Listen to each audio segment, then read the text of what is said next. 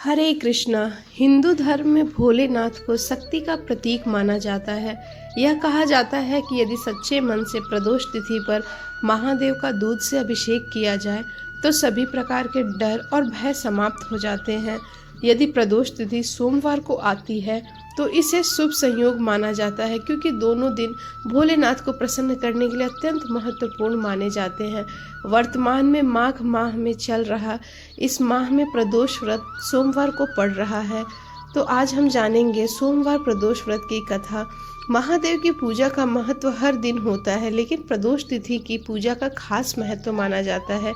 प्रदोष व्रत कृष्ण पक्ष और शुक्ल पक्ष की त्रयोदशी तिथि को हर महीने होता है और पूजा का समय प्रदोष काल में होता है। 27 जनवरी 2025 को भगवान शिव की पूजा का शुभ समय 5:56 से लेकर 8:34 तक रहेगा। इस समय के बीच भगवान शिव की पूजा करनी चाहिए। इस साल माह के कृष्ण पक्ष की त्रयोदशी तिथि पर मूल नक्षत्र रहेगा, जो 9:02 तक रहेगा और साथ ही हर्षण योग भी बनेगा। हिंदू कैलेंडर के अनुसार माघ माह के कृष्ण पक्ष की त्रयोदशी तिथि 26 जनवरी 2025 को रात 8:54 पर शुरू होगी, जो कि 27 जनवरी 2025 को रात 8:34 पर समाप्त होगी। इसलिए सोम प्रदोष व्रत 27 जनवरी 2025 को मनाया जाएगा। 27 जनवरी सोमवार को एक दुर्लभ संयोग बन रहा है। इस दिन उपवास करने से 2 व्रतों का शुभ फल मिलेगा। साल में एक बार ऐसा योग बनता है। इस दिन भगवान शिव की पूजा करने से हर मनोकामना पूरी होती है। जनवरी सोमवार को शिव पूजा का दुर्लभ संयोग है। आमतौर पर प्रदोष व्रत और मासिक शिवरात्रि का व्रत अलग अलग किया जाता है, लेकिन इस बार संयोग से एक ही दिन और वो भी सोमवार को ही बन रहा है। सोमवार, प्रदोष व्रत और मासिक शिवरात्रि ये तीनों ही शिव पूजा के लिए बहुत ही शुभ माने गए। त्रयोदशी अर्थात प्रदोष का व्रत करने वाला मनुष्य सदा सुखी रहता है। उसके संपूर्ण पापों का नाश इस व्रत से हो जाता है। इस व्रत के करने से सुहागन नारियों का सुहाग सदा अटल रहता है। बंदी कारागार से छूट जाता है। जो स्त्री पुरुष जिस कामना को लेकर इस व्रत को करते हैं, उनकी सभी कामनाएं कैलाशपति शंकर पूरी करते हैं। सूत जी कहते हैं कि त्रयोदशी का व्रत करने वाले को 100 गौदान का फल प्राप्त होता है। इस व्रत को जो विधि विधान और तन मन से करता है, उसके सभी दुख दूर हो जाते हैं। तो दोस्तों, आइए जानते हैं आज सोमवार त्रयोदशी व्रत की कथा। सूत जी बोले, हे ऋषिवरों, अब मैं सोम त्रयोदशी व्रत का महात्म वर्णन करता हूँ। इस व्रत के करने से शिव पार्वती प्रसन्न होते हैं। प्रातः स्नान आदि कर शुद्ध पवित्र हों। शिव पार्वती का ध्यान करके पूजन और अर्घ दें। ओम नमः शिवाय इस मंत्र का 108 बार जप करें। फिर स्तुति करें कि हे प्रभु, मैं इस दुख सागर में गोते खा रहा हूँ और ऋण के भार से दबा हूँ, ग्रह दशा से ग्रसित हूँ। हे दयालु, मेरी रक्षा करिए।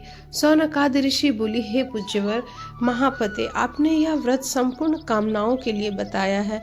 अब कृपा करके यह बताने का कष्ट करें कि यह व्रत किसने किया और उसका क्या फल मिला। तब सूत जी बोले कि एक नगर में एक ब्राह्मणी रहती थी।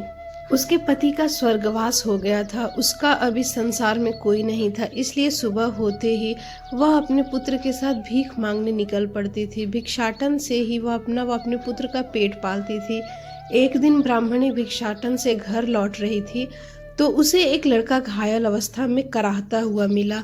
ब्राह्मणी ने दयावश उसे अपने घर लेकर आई। वह लड़का विदर्भ का राजकुमार था। शत्रु सैनिकों ने उसके राज्य पर आक्रमण कर उसके पिता को बंदी बना लिया था और उसका राज्य हड़प लिया था। इसलिए राजकुमार इधर उधर भटक रहा था। राजकुमार ब्राह्मण पुत्र के साथ ब्राह्मणी के घर में रहने लगा।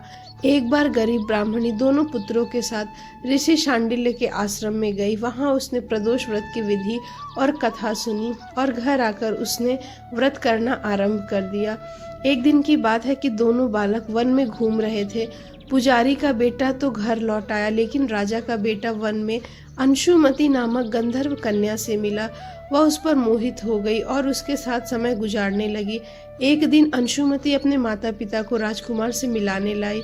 उन्हें भी राजकुमार पसंद आ गया। कुछ दिनों बाद अंशुमति के माता पिता को भगवान शंकर ने स्वप्न में आदेश दिया कि राजकुमार और अंशुमति का विवाह कर दीजिए। उन्होंने वैसा ही किया।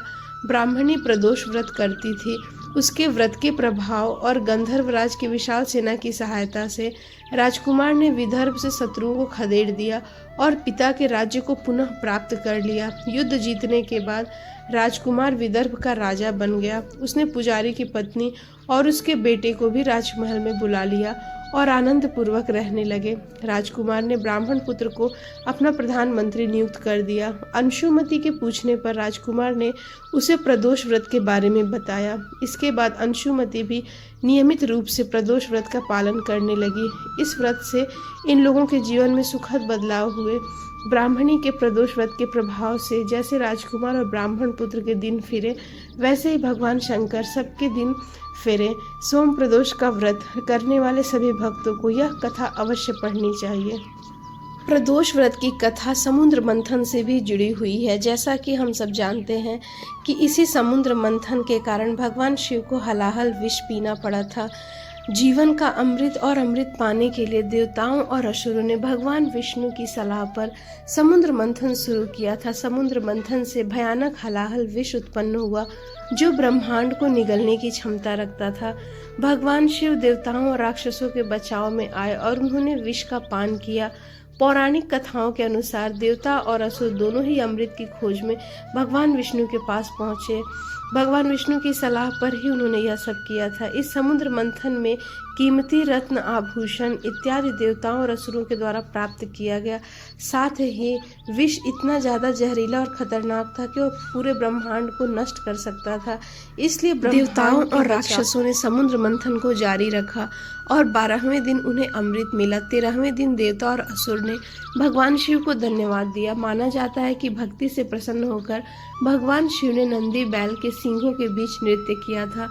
जिस समय शिव अत्यंत प्रसन्न थे वह प्रदोष काल अथवा गोधूली समय था। ऐसा माना जाता है कि भगवान शिव इस अवधि के दौरान बेहद प्रसन्न होते हैं और सभी भक्तों को आशीर्वाद देते हैं और त्रयोदशी के दिन प्रदोष काल के दौरान उनकी इच्छाओं को पूरा करते हैं।